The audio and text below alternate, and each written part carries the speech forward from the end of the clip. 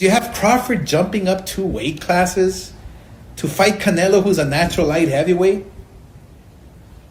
Crawford, who couldn't push back Madrimov? Life and death with Madrimov. What do you think Canelo's going to do to him? Run him out of the ring. It's time for the only segment in boxing that gives you the facts and makes you laugh. It's Clapback Thursdays.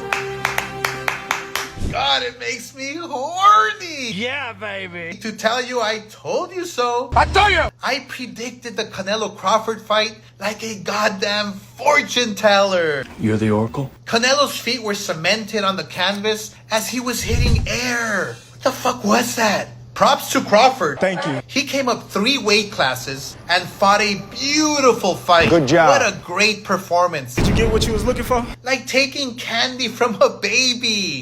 My candy. He just played with Canelo, made him look silly. And before you start with your shit about Canelo being old, just know that Crawford is older. I'm too old. That's not an excuse here. Look, I promoted Canelo's entire career, Put some fucking respect on it. and it was a huge fluff. How do you like them apples? The only real fighters he's faced were Mayweather, Bivol, and Crawford, and they all toyed with him. Even Mayweather knew Crawford was going to school him. Thank you. He put $50,000 on Crawford to win. And as far as the undercard, Jesus Christmas, I feel bad for Turkey, wasting all that money. You have to fire your matchmakers, Turkey. You're fired. It was the biggest fight of the decade, and your matchmakers, not you, your matchmakers What are those guys? put on that undercard? You paid all that money and had the biggest stage in boxing on Netflix, and that is really the best they could do? Didn't even try. If I was matchmaking, I would have put Shiraz versus Benavidez as a co-main event, with the winner fighting the winner of Canelo Crawford next. Thank you. That's how you promote. That's how you matchmake. You're a goddamn genius. Now, speaking of poor promotion, Dana White didn't have his best week. His t-shirt shrank smaller every minute, especially when he was questioned about his attempt to amend the Muhammad Ali Act. Why then do you want to make sweeping changes to the Muhammad Ali Reform Act that is meant to protect fighters to bring about a business model that currently has your company already paid out $375 million in antitrust lawsuits and has 2 potential pending class action lawsuits on the way as well? Well, this is obviously a long discussion. Dana, my follow-up is, if TKO can't make those changes to the Ali Act, will you still invest in the sport of boxing? Will you compete in the market? Listen, if you want to be an asshole, let's do it in private and we can do an interview. So you're saying this reporter is an asshole because he's asking you a legitimate question?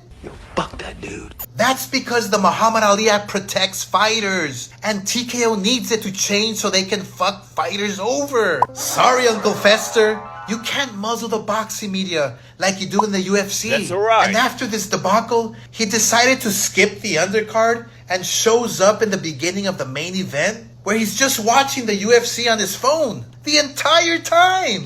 I wonder if he regrets abandoning the UFC for a sport that doesn't want him. Get the fuck out of here. It's like having a loyal girlfriend and ditching her for a hot one-night stand who ghosts you. You're left with nothing, and you go home with a hairy palm.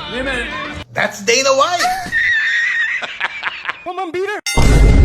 And to make matters worse, for the entire promotion, you have the ultimate douchebag, Douchebag of the year. Richard Schaefer, trying to weasel his way back into an industry where he's been canned by everyone, including myself. You're fired. Fight Oracle reported that Schaefer's douchebaggery annoyed everyone the entire week as he tried to insert himself everywhere he wasn't wanted, and reminded us all that everything this guy touches turns to shit. He's shit everywhere. Oh, he failed with me, Anthem Sports, John Jones, Mayweather, and Pro Bellum, which was linked to the mob. There's no mafia. The list goes on. And as I always say, when it stinks, it's usually shit. And this guy is the biggest dump on the planet. I'm sorry for being such a shit to you all these years. I never usually talk poorly about any human being, but this guy tried to fuck me over in ways that you couldn't even believe. You couldn't imagine. Oh, the link to the story, to the article,